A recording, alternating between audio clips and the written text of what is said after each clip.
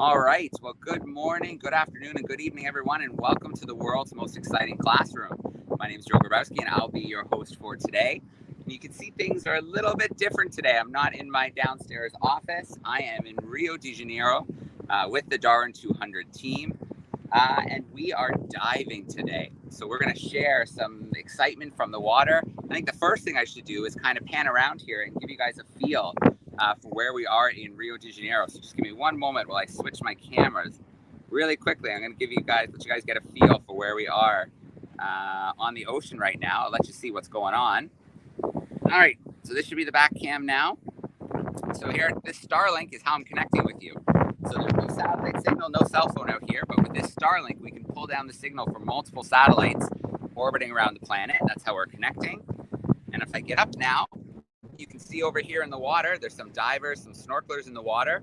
This is a really important sea turtle site. They have resident sea turtle population here. So up to 300 sea turtles live around these islands. So that's what they're in the water for right now, is hoping to see some of those sea turtles. We can pan around a few of these islands. There's Ilhas Cagarras, just over there. On that island in front of me is the largest brown booby colony. And then over here in the distance, you'll see Rio de Janeiro. So that's Sugarloaf Mountain rising in the distance on the right. It might be hard for you to see on the top of that hill in the middle is Christ the Redeemer, the famous statues, one of the new kind of modern wonders of the world. So just give you guys a feel for where we are. I'm here on the front of the boat. There we go. And let's tell you a little bit about what we are getting up to this week. Let me switch my camera back around, and I will tell you a little bit about what we will be doing throughout the week. We've got a couple little videos to play. Then we're going to start to meet some scientists and do some other really fun things together. So we are here, the DARWIN200 team in Rio de Janeiro, and we have a lot of projects going on right now. Our Darwin leaders, hopefully we'll get to meet one of them shortly when she gets out of the water, are working on different projects. So we've got a sea turtle project, we've got dolphins, we've got reforesting the Atlantic Rainforest, reintroducing howler monkeys to Tijuca National Park, and of course the golden lion tamarins, who we'll be visiting tomorrow about 2 hours outside of Rio. We are also replanting, reforesting. So we're going to leave a legacy behind where we're going to connect two pieces of land, protected areas, with a corridor for wildlife. Now, these corridors are so important because right now it's just a field between the two. And it's hard for mammals and birds, reptiles, amphibians to get across that open space. So with this corridor that we're planting, it's going to connect those two wild areas and make it a lot easier for the animals to get across. And in fact, a few days ago, they were preparing the site for the planting, and they found a sloth laying in the middle of the field. It was trying to get from one patch of reserved area to the other, but it was not making it. It was having a real struggle. So it really served to highlight how important it is to have these connected areas, these corridors. So we're going to visit that project. In fact, we have a few videos to highlight the first tree planting. Hi, everyone. We've just arrived at the beautiful Atlantic Rainforest of Brazil. My name's Stu. My name is Matthew. My name is Luca. My name is Nelson. So DARWIN200 is here to help the amazing team at the Association of the Golden Lion Tamarind plant thousands of trees. These incredible people, since 2011, have planted over 115,000 trees. Just in this week, our goal is to plant a few thousand, but let's see what we can do. Maybe we can beat that. Every single night going forward, we're going to be doing an update every single evening. So join us, see what we get up to every day, and please, please, please support the GoFundMe page. Every single penny goes to help plant trees. So from all of us here, stay tuned and see us each evening and see our reports. Cool. We're going to go and plant some trees. Yeah. Let's do it. Okay. Let's do it. All right. So that's the prep video. In the next video, you're going to see Stuart McPherson, our expedition leader, getting a little bit dirty out there. So let's take a look at that next video.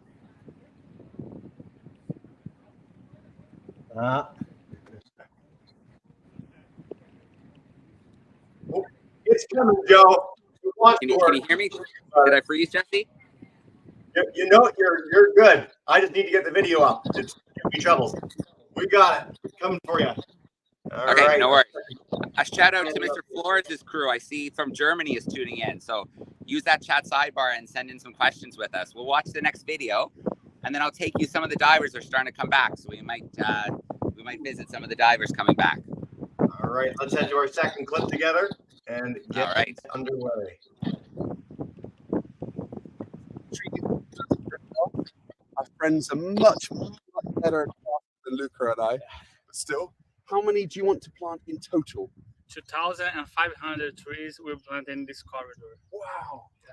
And will that be enough to connect that patch over there to that patch? Yeah.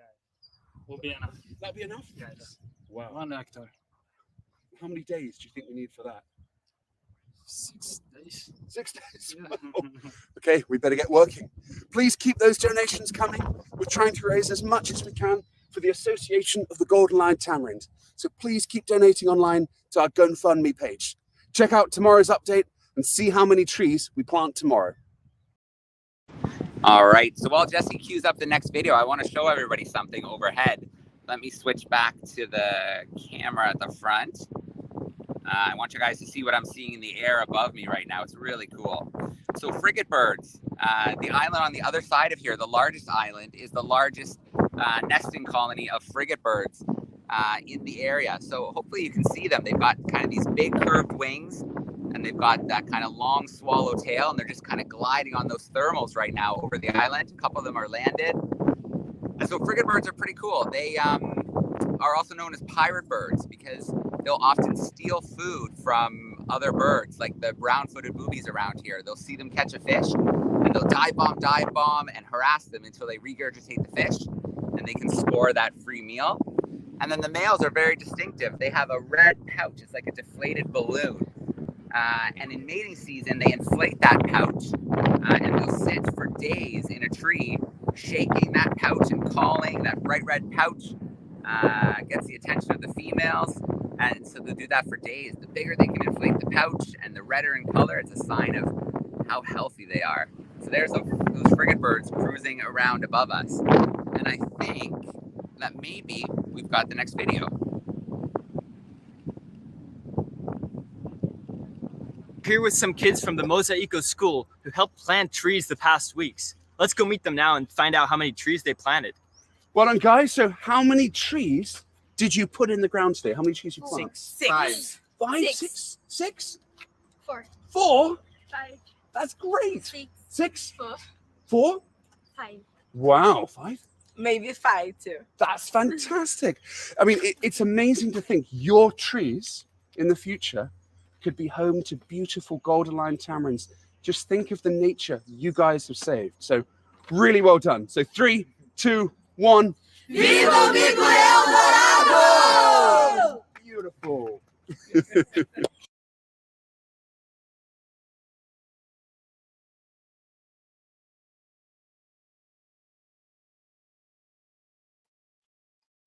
Oh, Joe, we got you muted, man.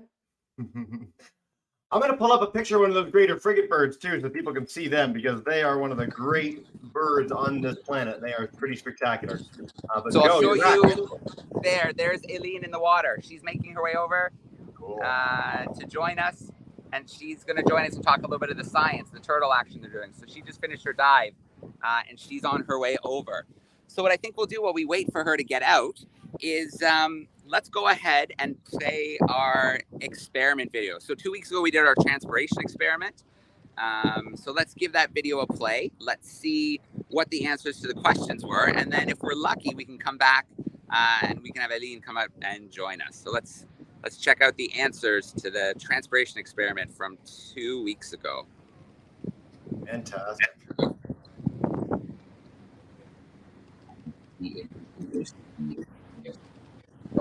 Let's start off with our control, and let's take it out of the blue dye, and let's see how far up in 30-40 minutes it was able to go. So I'll make a first cut here. Okay, and if you look really closely, you can see that there is some blue that's made its way up through the xylem. That is the water carrying part in the celery and plants. And so let's cut a little bit deeper and see if we can figure out just how far up it was able to go in that amount of time. Okay, so on the right, I still see a little bit of blue that's made its way up. So I'm gonna have to go a little bit higher. And let's see. Yeah, we still have some blue making its way up. So I'm actually gonna go a little bit higher this time and see if we can find that limit. Okay, there we go. This is about as high as it went.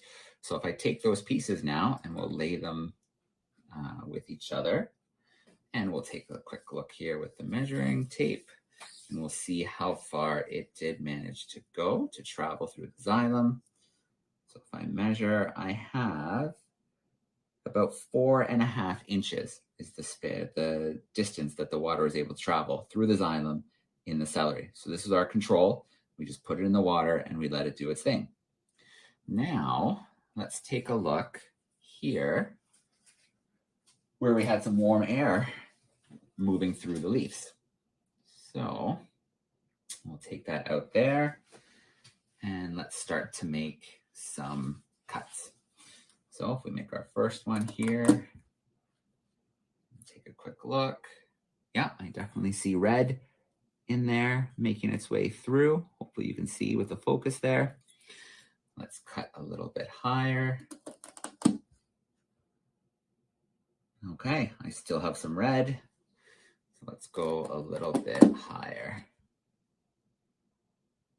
Yeah, still red. So you can see we've already gone higher, and you can see the difference that running that warm air over the leaves has made. We do have it going up higher. And in fact, if I look carefully, I think I might see it's already reached the leaves in some cases here. I don't know if you can see that on the camera, but there's a little bit of red starting to come in through the veins of the leaf here. So I think it may have made it all the way to the top in the time that we had. Yeah, absolutely. It's going to be a little hard for you to see on the camera because it's not focusing so great. But if we take that measurement now of our stalk that I've already did some cutting with, we're going to see that it's gone at least 9 inches. So pretty much we doubled the results there by moving that warm air over the leaves of the celery stalk. Little change of scenery here. I'm coming to you from live on board the Oosterschelde in beautiful Rio de Janeiro here in the harbor. And I want to answer those 3 questions from last 2 weeks ago's experiment on transpiration. So the first question was, how does the heat and the airflow affect transpiration? Well, the warmer it is, the more the guard cells called stomata on the bottom of the leaves open. When those are open, water can be evaporated and pulled slowly up the whole root and stem system of the plant to the leaves. So the more heat, the more moving air, the more evaporation, and the faster the rate of transpiration will go. The second question was, what is the difference between xylem and phloem? So xylem transports water through the stem of the plant up to the leaves. So that's what we were looking at with that food coloring. And then the phloem transports the sugar, the nutrients through the plants. So it pulls it up to the leaves when needed, and it also sends it back down to the roots in the plants that lose their leaves over the winter. And the final question was, how does light affect transpiration? And so when it's light, the guard cells, the stomata on the bottom of the leaf, they're photosensitive, so they open. When it's dark, they close. So the lighter it is, the more they're going to open, and the faster the rate of transpiration will be. All right, so that is our results from last week's experiment. We will do a new experiment looking at bioluminescence more towards the end of this connection, but you can see I have a guest with me now. Aline joining me here, nice and while drying off from your dive. How you doing today? Thank you. It's such a beautiful day here, and we are with our team from Ilhas Cagarras Project and DARWIN200, and checking some juveniles, green turtle juveniles that live here in the Cagarras Islands. So we are having a great time. Thank you. Yeah, and these green sea turtles, they're kind of unique in that they're a resident population, so we find them all the time. Yeah.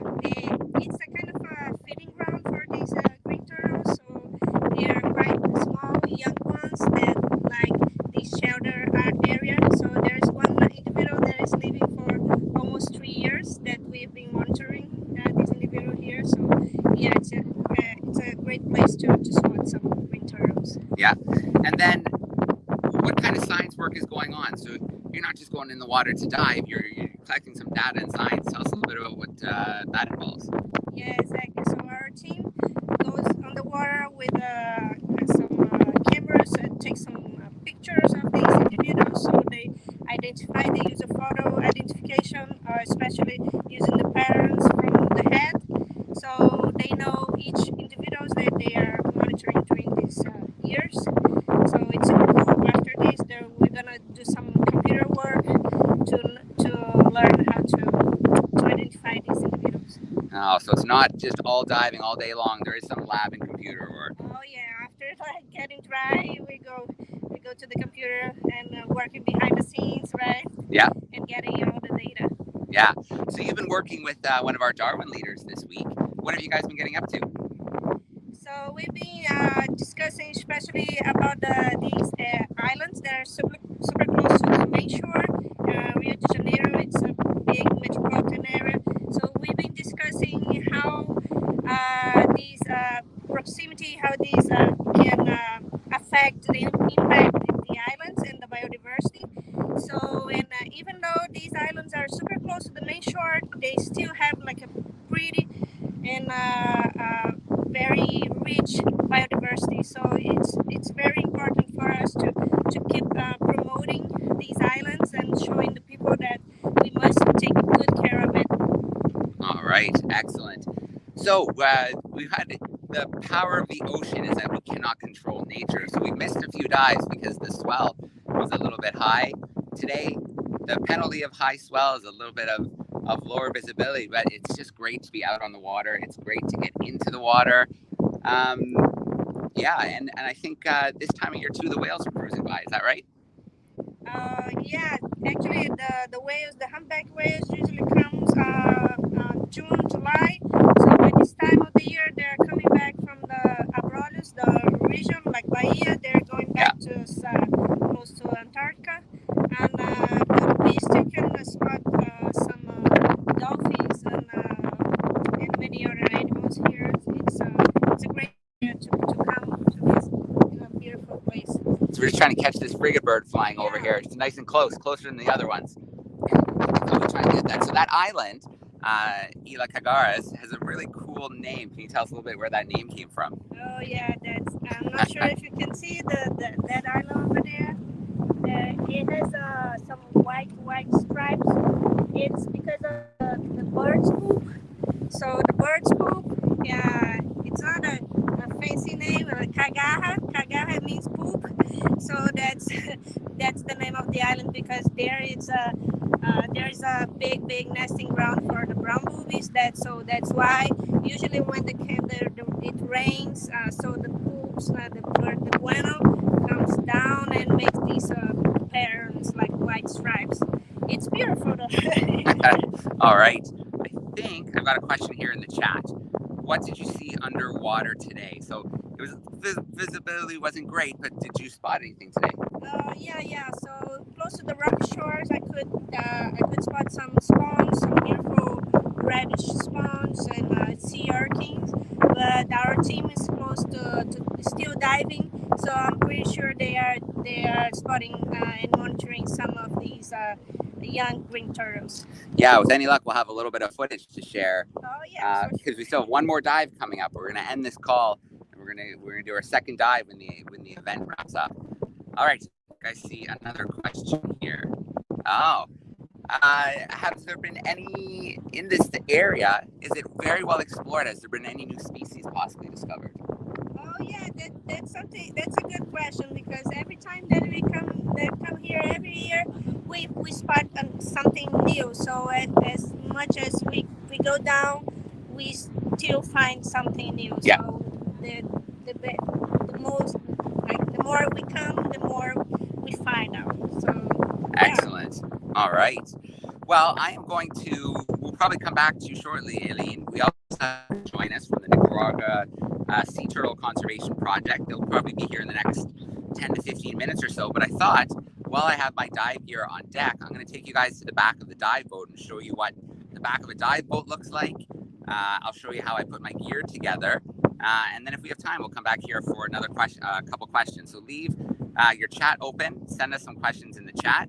Let me switch my cam view here. And then we will take a little trip to the front of the boat. Hopefully the satellite signal cooperates. It's not too far, so I think we'll be okay. But let's go ahead and let's do that. All right, here we go.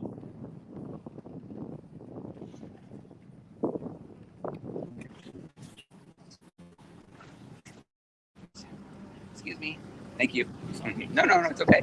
So we're making our way here towards the back of the boat. It's gonna be a little louder here. We're closer to the engine. And then I've got my gear set up over here. So I'll show you guys a little bit of the gear. So here is my tank. Very important to compress my air and put it in here for me to take underwater. So this is an aluminum tank, and it can hold, it would be like going into your bathroom and taking all of the air in your bathroom and squeezing, compressing it into this tank. So it gives me a nice amount of water or air to use underwater. Usually lasts about 45 minutes to an hour, depending on how hard I'm working on a dive. If I move up here, it's my regulator. So there's 4 hoses here. It changes the flow of the air so that I can breathe it more easily. You can see the timing here, the boat just started moving, so the engine got a little bit louder. But let's take a look. This is my regulator. Turn that around. So this is what I'm using to breathe underwater. I also have a backup regulator here called an octo or an octopus. So it's got a big yellow tube here. And this is important because you always dive with a buddy when you're in the water. So if something happens to my dive buddy's gear, they can take this extra regulator and we can get safely back to the boat together. If we continue moving on, we have my inflator for my BCD. And this fills my BCD with air or empties the air. So I empty the air when I get in the water and I fill it with air when I come back to the top and wait to get back onto the boat. And the final little piece, the 4th hose, on this one, it can be all different things. Sometimes there's compasses, but on this one, there's a pressure gauge that tells me how much air I have. And then there's a depth gauge over here that tells me how deep I am. And then this is called a buoyancy compensating device. This is my BCD. And so it holds everything in place for me. It's like a cool little vest. It inflates and deflates. And that's pretty important. And then a little more gear here. We've got my mask, obviously very important. I've got a weight belt down here with weight that I used to help me sink in the water. And then here I strapped on a dive knife. So I don't have that knife to fight sharks or anything. That's in case I get tangled in fishing line, old fishing nets and things like that. I have a way to cut myself free. So that's just a little glimpse at a dive boat. You can see people moving around, doing things, getting ready for dives. There's still people in the water. In fact, there's someone who just surfaced up over there. And the ladder's going down so they can get back up. And then there we go. I'm going to make our way towards the back. Say hi to Sarah Darwin. Hi, Sarah. Hi, Jared. How are you doing? Good, good. How was the water? It's the perfect temperature. Yeah? Yeah, absolutely beautiful. Yeah. Oh, excellent. Yeah, very Get cool. out in a minute, aren't you? I am. We're going to end this dive or this call. Hopefully I can hop right in the water as the call's ending. Yeah, very cool. All right. Thanks, Sarah. Okay, let's make our way back up to the front. I'm going to squeeze by. Eileen, I think we have a couple more questions in the chat if you have a minute. All right.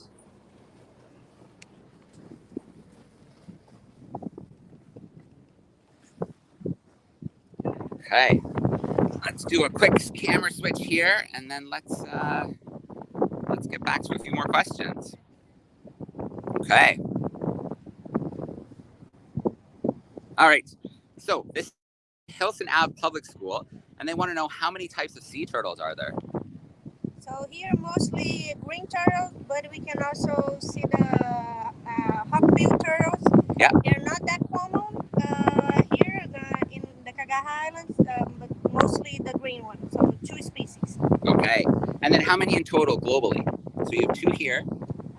In Brazil, we have 5 species, Yep. and in the world it's 7. Yep. Yeah. Very cool. Okay. Oh, yeah. Questions coming in here. Let's grab another one here.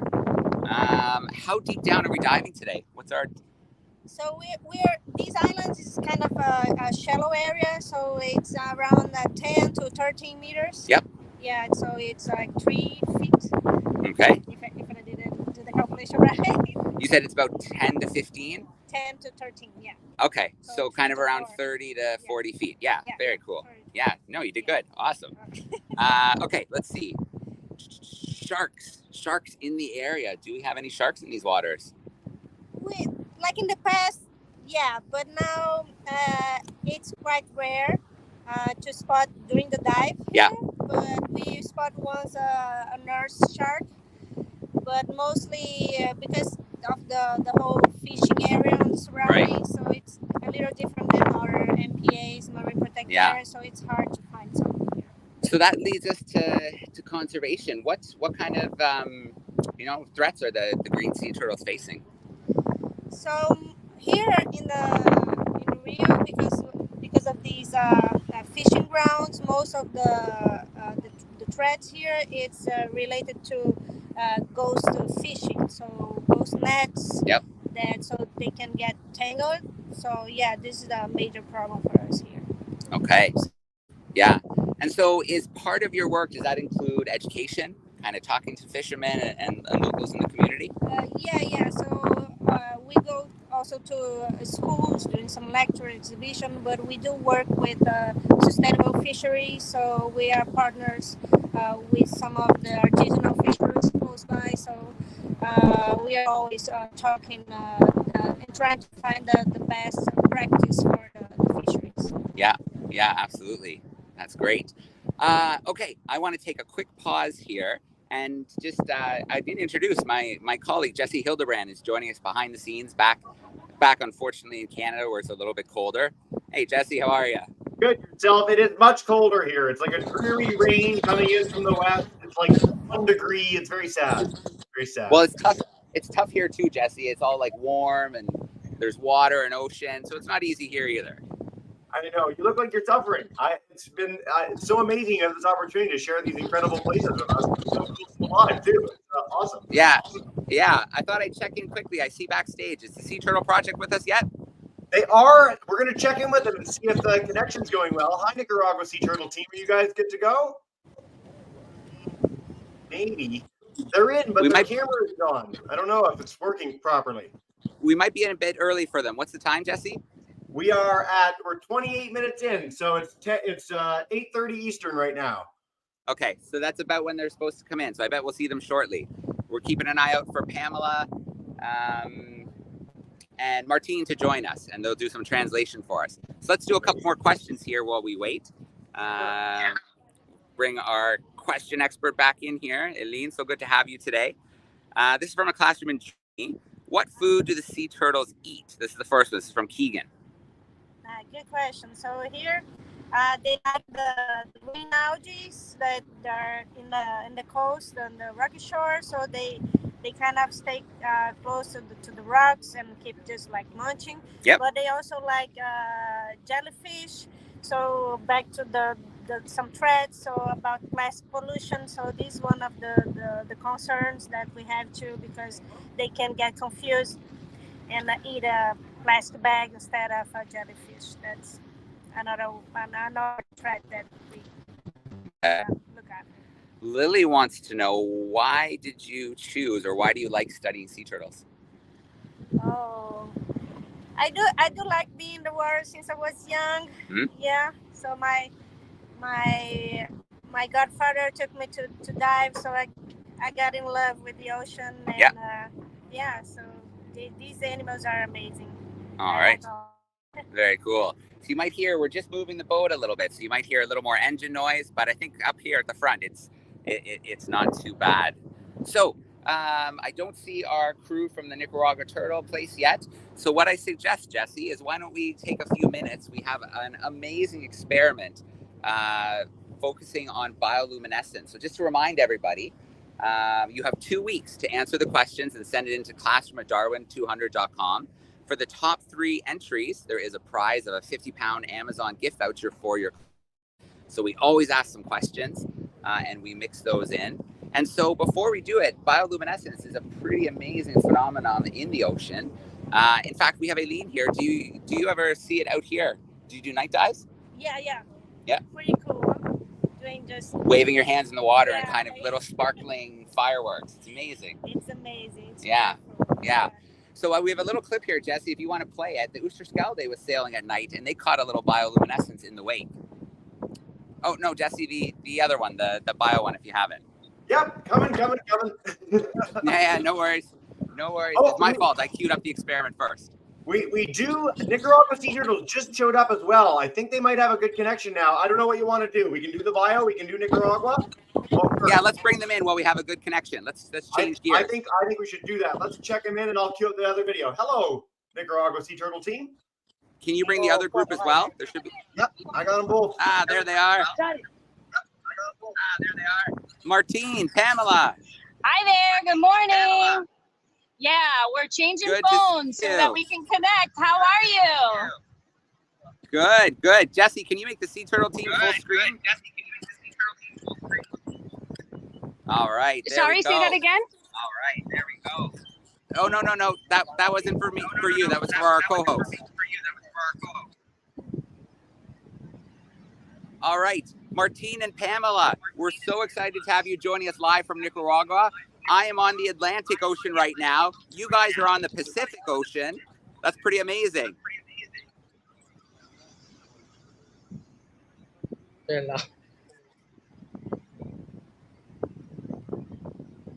you guys hear me okay? Yep. Just came back in. Good. How's it going? Good. I was just saying, we're here on the Atlantic Ocean. You guys are on the Pacific Ocean. It's pretty awesome.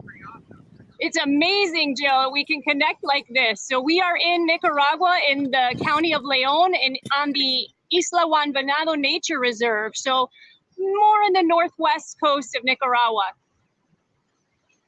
All right. Well, let's get right to it. I want to hear all about the work you guys are doing.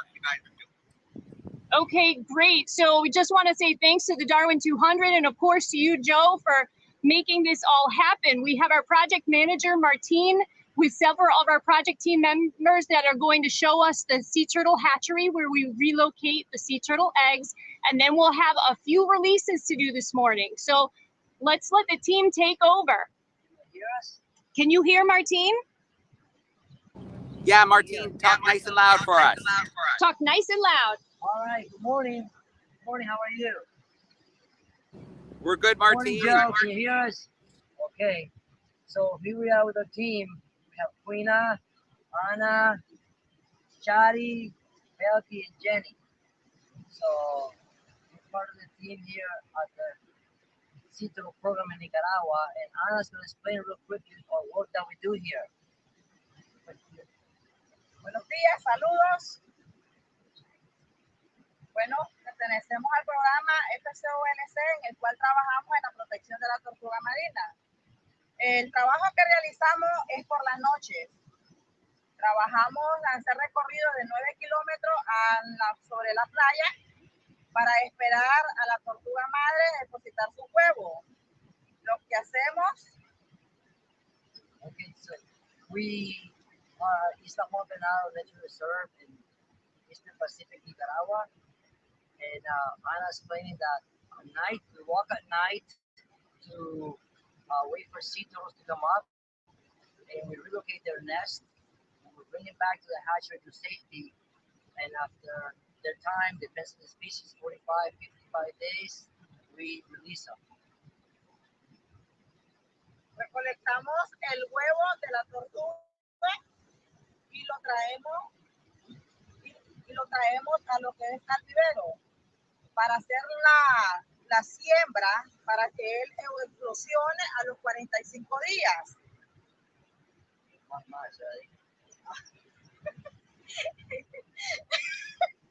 Bueno, de ahí bueno, el trabajo que realizamos también, además de recolectar el huevo, es lo que es poderla observar.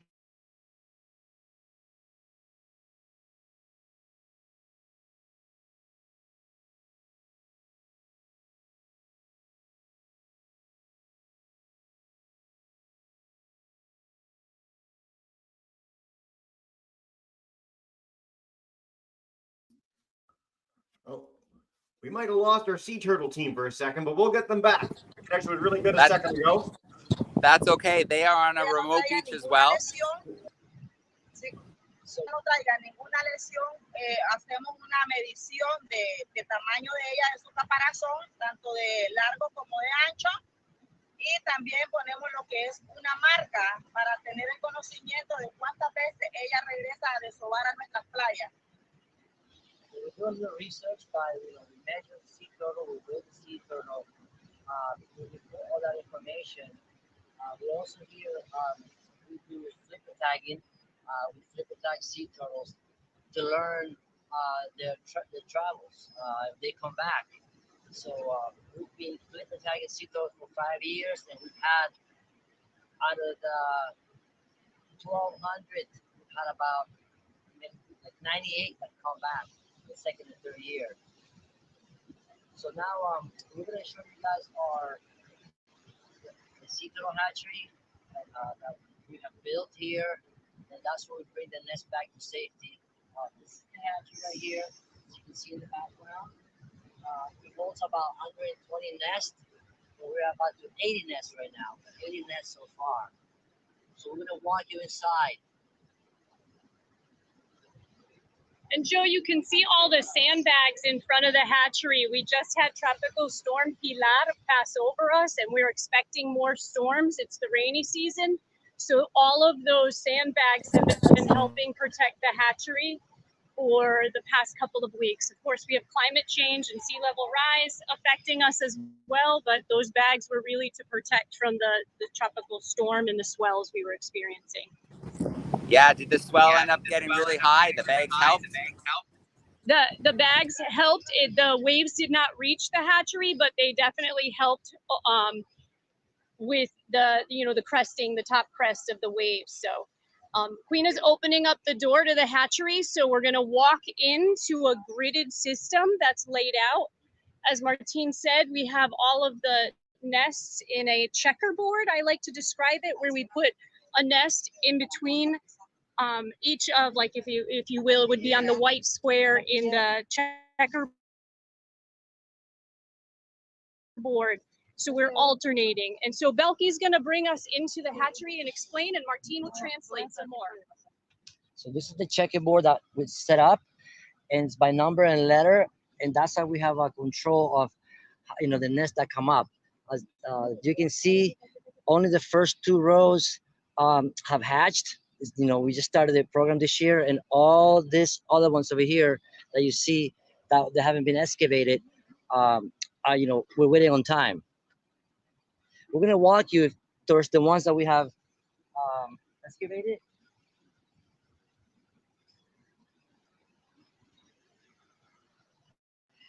And here you can see, Joe, the ones that we have excavated so far this year. All the ones here to the right are, waiting to be done. We've had great success so far. We're about to 80%. It's been raining, so the temperatures had to a little bit of a. Oh, I was stepping in a nest. Sorry about that. Has to influence their hatching. Le enseñamos uno. ¿No tiene huevo? ¿No tiene huevo cerquita? So once they reach the 45 days, we begin to check the nest. Belky's going to show us now. This one is not probably ready for the next few days, but we check them and see.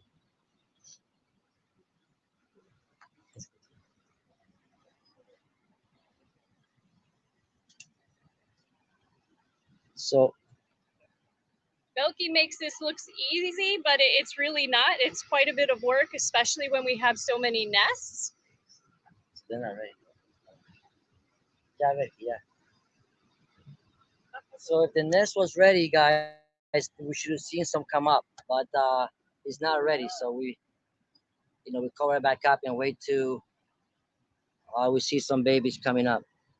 Yeah. But we have some hatchlings from this morning, and we're gonna now take you outside the hatchery and release them. We have All right, that's all right. We have 4 species of sea turtles come to this area. We're very lucky. We have the olive ridley, hawksbill, Eastern Pacific green, and leatherback. This year we've had a good year. So far we have 3 species. We're only missing the leatherback. So we have the most predominant one is the olive ridley, but we have 10 Eastern Pacific greens and 3 hawksbills, which is amazing. We haven't had them in 4 years. So we're waiting for leatherback to come up, and they start coming up right now in November through December. So now we're gonna head back down to the beach. We've got a couple of sea turtle hatchlings that we are ready to let go. They were the ones that were ready today. And if anyone's gonna join us on Monday with the Exploring by the Seat of Your Pants, we hope we'll have several hundred sea turtles to release.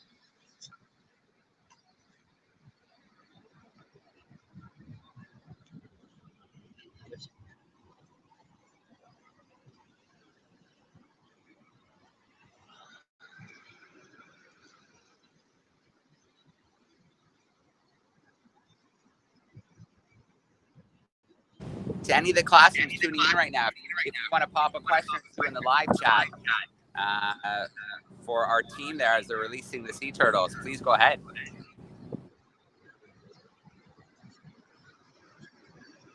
So we've got low tide, so it's a little bit more of a walk than we're used to, Joe. No birds. We checked for birds, so we don't have any birds this morning. It's a good sign.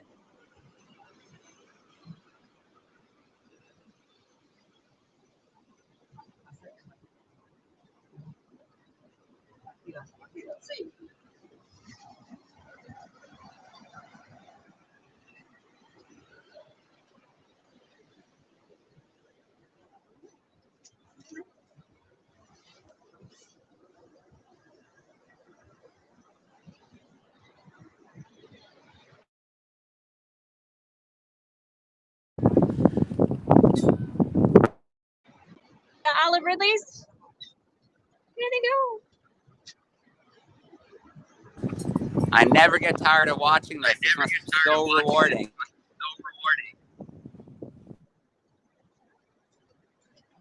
Yeah, Joe, I know I mentioned Tropical Storm Pilar earlier, and while we don't know exactly what Mother Nature has in store for us all the time, we do think that some of the cooler temperatures, and we just had so much rain during that storm as it just sat over us here, that it may have influenced the normal incubation period, but at least we got some happy, healthy little ones ready to hit the surf.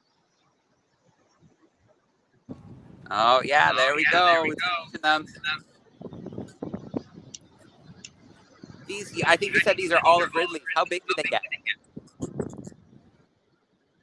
Can you say that again? Yeah, I think you said these are olive ridleys. How big do they get when they grow up? He's asking, how big do the olive ridleys get? Belky, ¿cuántos libros hay en las tortugas aquí de Paslama? Más o menos. We're getting the average for our nesting beach. Average of 98 pounds. Libros. 75 centimeters wide. No, peso. So 78 pounds. They're one of the smaller species, but I just want to show that these ladies really do a lot of the science. So they measure the length of the mama and the width of the mama and also how much she weighs.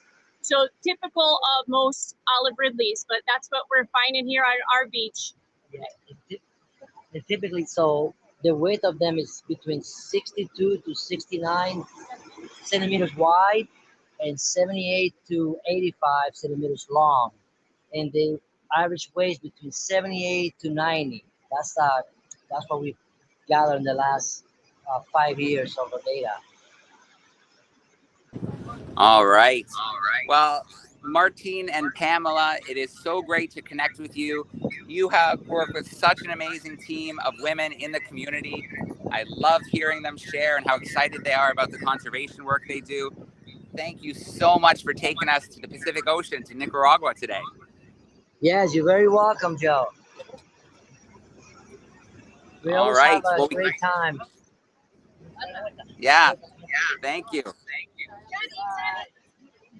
Thank you, everybody. All right. Awesome. Bye, everyone. Thank you. Bye, Daddy. See you on your next voyage, Joe. Thanks, Dr. Pamela.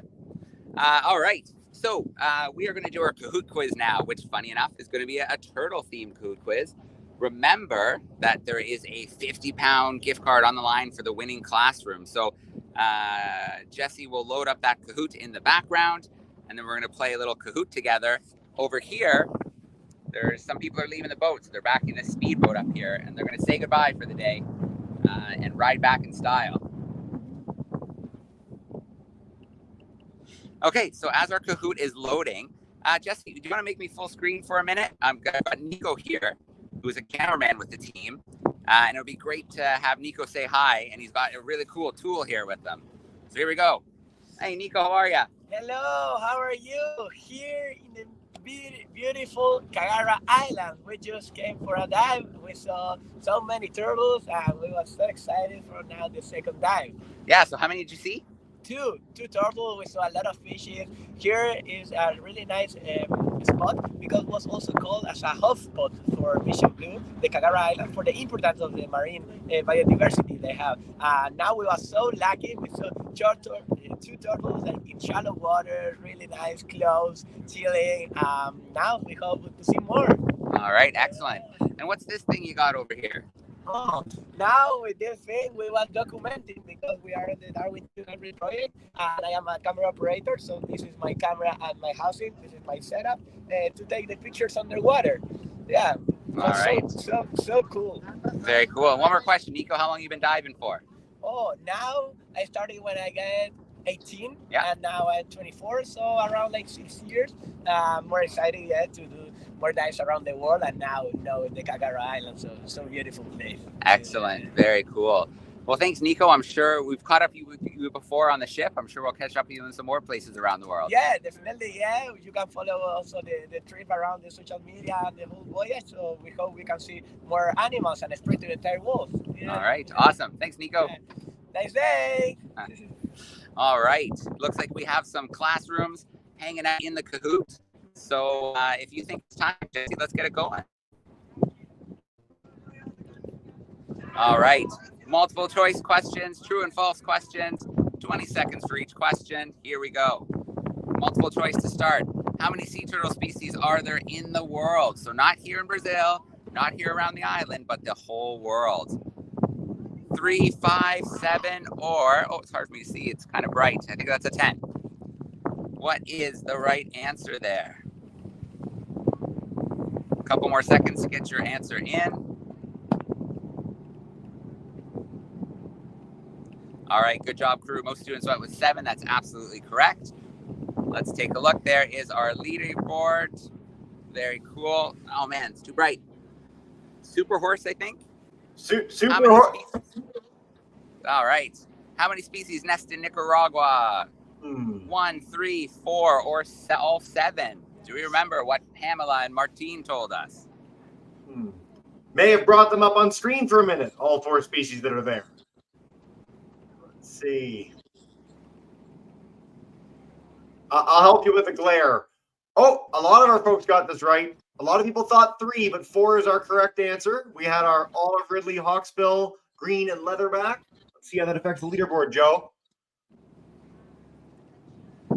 Bobcat takes our lead. Very nice. Can you still hear me, Jesse? We're moving quite a bit. Oh, yeah, we're good, man. Your audio is fantastic. Okay. This is our third question. Sea turtles can retract and hide their head and flippers into their shell. True or false? All right. We know our land turtles can. They can pull right in. It's a great defense. But can sea turtles pull their flippers and their head right into their shell? True or false?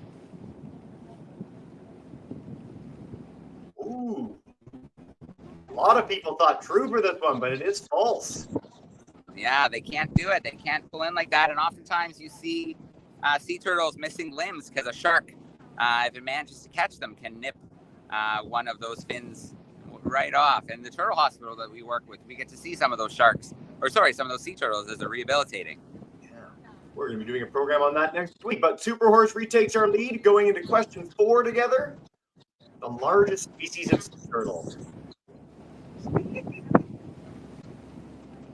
Loading on the screen. Foxbill or leatherback or olive ridley or our green. 0 answers so far. Get those answers in.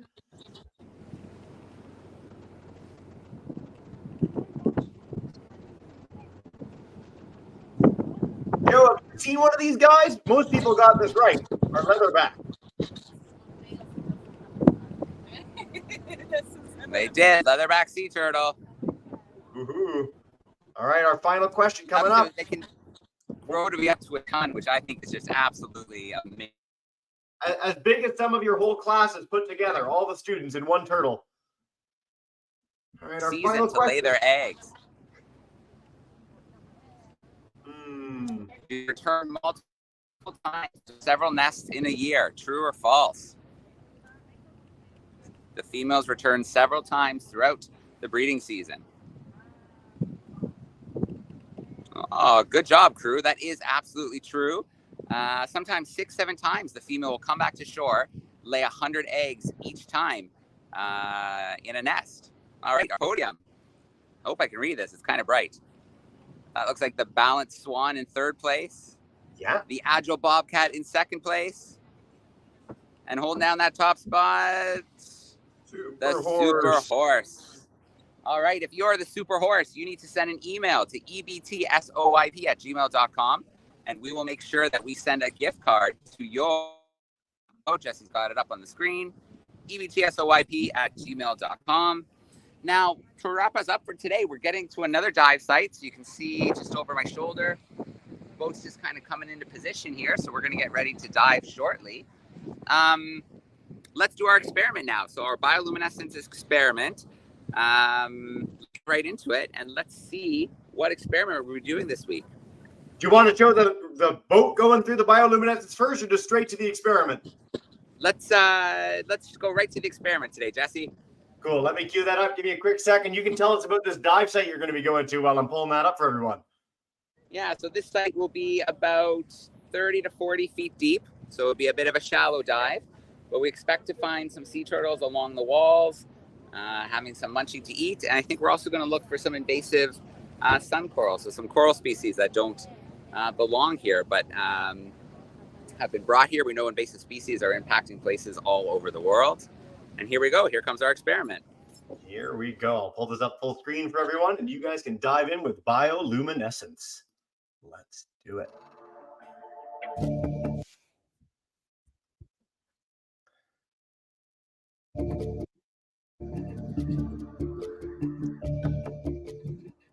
Welcome back. During the last few weeks, the team aboard the DARWIN200 ship have reported seeing lots and lots of bioluminescence in the waters around the vessel as they've been cruising along the coast of Brazil. Bioluminescence is when organisms release chemicals that produce light. This creates amazing flickering glows. They can be yellow, blue, green, sometimes other colors as well. Different organisms produce bioluminescence for lots of different reasons. Some deep-sea fish produce bioluminescence to see and to attract and hunt prey. Other organisms, such as tiny dinoflagellates, which float in seawater, they produce bioluminescence as a form of defense. The spectacular glow can startle or disorientate predators, or cause the predators to really stand out in the dark water and perhaps make them more visible and more vulnerable to larger predators. Other organisms, such as fungi, also glow, but are a bit more mysterious, and the reasons for this are less well known. Today's experiment explores bioluminescence as a form of defense. To undertake this experiment, you need a beaker with water. You can also use a jam jar or a glass cup. You need a fluorescent yellow marker pen, a torch or flashlight, some scissors, and some paper towel or tissue paper. Very carefully, with the supervision of an adult, cut off the back of the marker pen, and out pops this felt section with the ink inside. Pop that into the beaker and let the ink slowly dissolve into the water contained within the beaker. It should take about 30 minutes or so. When all the ink has been dissolved from this part of the marker pen, you can take that out and put it on the paper towel. The ink can stain things, so definitely put it somewhere safe and sound where it won't cause a mess. Then you're ready to experiment with your solution. Turn off the lights if you can, and then with the torch or flashlight, have a little look. As you move the light around, what happens? Can you see a big shine, a bit like those flashing glows from the bioluminescent animals? Imagine you're a predator in the deep sea. How would a bright bioluminescent flash of light make you feel? Would it make you afraid? Would it startle you? Would it scare you off? Or would it make you even more hungry and more aggressive?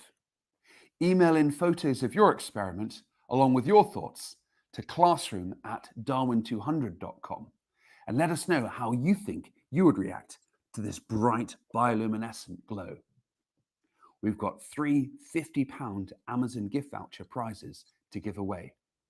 Join us in 2 weeks' time to find out the answers. Fantastic. Oh, it looks like Joe's getting his dive gear on and getting ready for a little bit of a swim with us in a minute. Oh, Joe, flick on your mic, man. We want to hear from you guys. There we go. Some people are gearing up here on the back of the dive boat, getting ready to hit the water on our second dive. So I'm just getting my weight belt on here. But we have to do our curiosities of the week. Jesse, if you want to take us through those curiosities, we've got the last week's, and then we'll have a new one for this week. And then you have 1 week to get your answer in. Fantastic. We're going to let Joe keep getting set up. I'll play our last curiosity for any of you who were joining last week. Welcome back. Last week, I asked you to try and identify this object here. I gave you a clue that it's something to do with drinking. Well, believe it or not, but this is a water bottle made out of cow skin. It's used in the desert, and you can fill up the bottle here, put in a cork, and then when you want to, uncork it and drink it. And obviously, this can be the difference between life and death in really dry desert environments. I believe this one is cow skin, but they're also often made of goat skin or even camel skin. But I think because of the size of this one probably is most likely made of cow skin. Did you guess correctly? Well, let's find out what this week's curiosity is and see if you can correctly identify it. Fantastic. All right. Joe is almost ready. We're going to play our new curiosity for the week to come. So we're going to play this guy for you guys and hope you guys can get it. Again, classroom@Darwin200. Easy way to share your thoughts in 1 week to do so. 2 weeks for our experiment, 1 week for our curiosity. Let's cue this up and get you guys ready to think about our next curiosity. I particularly like this curiosity. Are these brown objects? Can you guess what these are? You should do, because you've almost certainly eaten something that comes from these pods very recently. Pretty much every child on the planet eats something made of these. I'll give you a clue. They're a type of seed pod, and they're very, very delicious. Join us next week to find out what this curious object actually is. Fantastic. Looks like Joe's ready to go. All right, everybody, we had to move the boat again, so we're getting back into position, but we do have to sign off for now. I'm going to go shortly out on this dive. I want to remind everybody on Sunday, all day long, starting at 7 Eastern, we are going to be live with our Darwin Day event. Incredible speakers, Sylvia Earle, astronaut Terry Virts, Nat Geo photographer Amy Vitale. It goes on and on and on. Join us on the weekend for full live events. Of course, you can play the recording with your classrooms. Thank you, everyone, for joining the world's most exciting classroom out in the field in beautiful Rio de Janeiro. Look at the city back there, and Copacabana, famous beach back there. And then we couldn't do this without our sponsors. So a huge shout out to our partners, our sponsors who make this all possible. Thank you for letting us broadcast this classroom to the world. Jesse, thank you for joining us backstage today. Thank you, Fabian Cousteau Ocean Learning Center, and Eileen for joining us with her team out in the water. But it's about time that I start getting ready to go. So have a great rest of the week, everybody. And again, thank you to our sponsors. Let's play that video.